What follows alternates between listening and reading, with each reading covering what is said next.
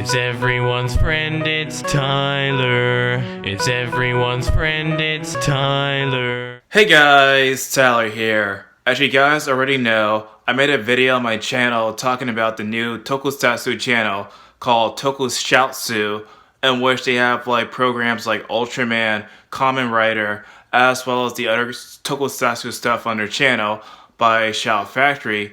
And more recently, according to like the announcements that was done by Shout Factory, they also have a show called Let's Talk Toko, which basically talk about the history behind tokusatsu, have like interviews with people and stuff. And so naturally, I have no problems against the channel or the people that's bringing the tokusatsu stuff into the United States.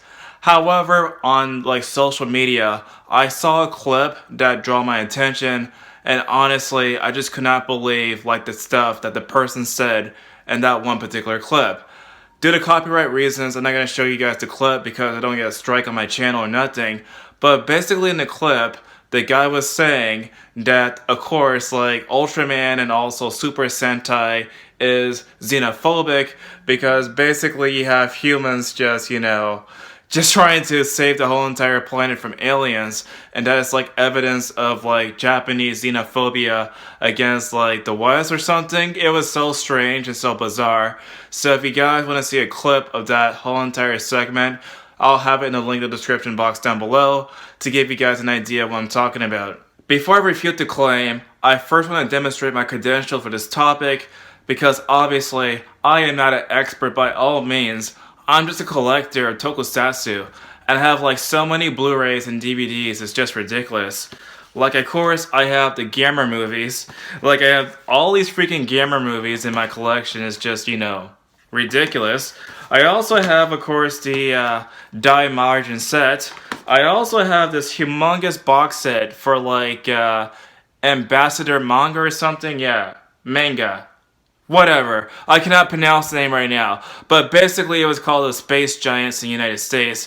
And so, I cannot pronounce the Japanese name right now. I am so sorry. I also have like a lot of stuff. Like, for example, I have, of course, Jaspion. I also have, of course, like, Gatchaman. I also get, like, this whole entire season of Johnny Sokko and his flying robots. I also have, like, these Super Sentai DVDs from Shout Factory, which of course I got legally. And of course all of these freaking Blu-rays for Ultraman. Like all the Blu-rays up here, they're for Ultraman. And of course that Godzilla set that I keep showing you guys.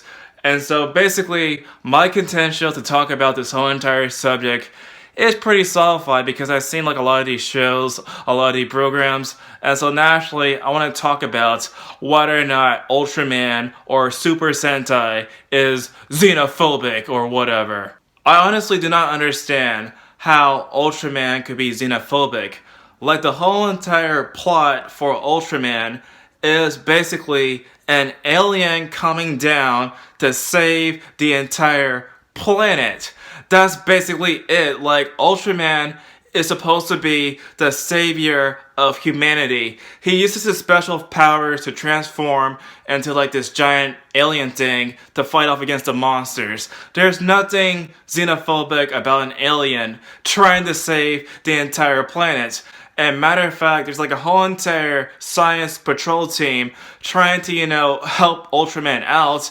And so naturally, like, there's nothing xenophobic about, like, the science space patrol or whatever trying to, help Ultraman out, or nothing xenophobic about Ultraman trying to save humanity. Also, if I remember correctly, Eiji Tsuburaya actually wanted Ultraman to succeed in the United States.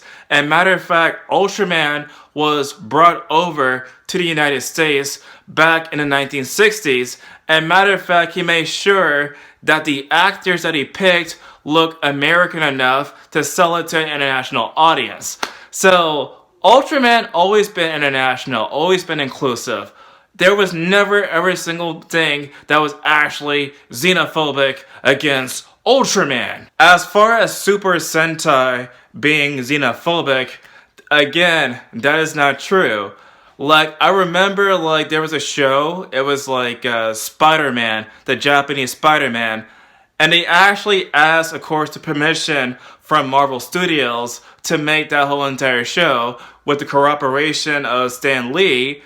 And of course, like, Stan Lee also helped out with Battle Fever J. Now, Battle Fever J had a variety of different characters from across the world, at least the characters that they're supposed to represent across the world. You have Miss America, you have Mr. Japan, you have all these different characters from different countries, well, supposedly representing every country, trying to team up together to fight against the bad guys. And also, for the original, like, seasons that were used for Power Rangers, like, for the Japanese equivalent of that, there was actually a guy who could not speak any sort of Japanese. He spoke English only. I forgot the name of the show, but basically that season had, like, a guy who could not speak Japanese. He could only speak English.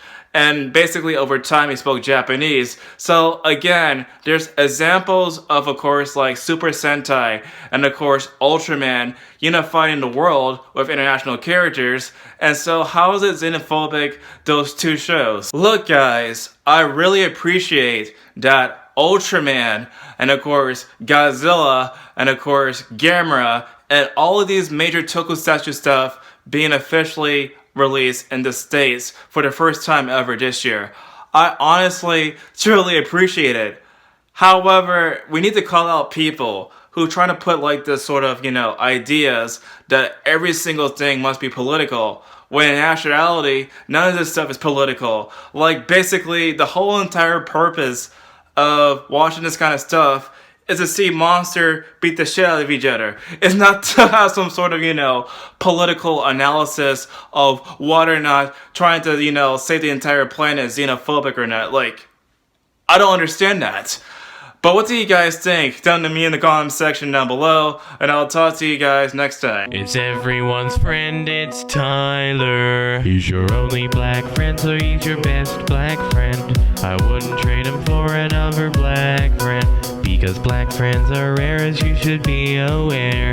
He smiles like Richard Pryor, so just sit and stare. It's everyone's friend, it's Tyler. It's everyone's friend, it's Tyler.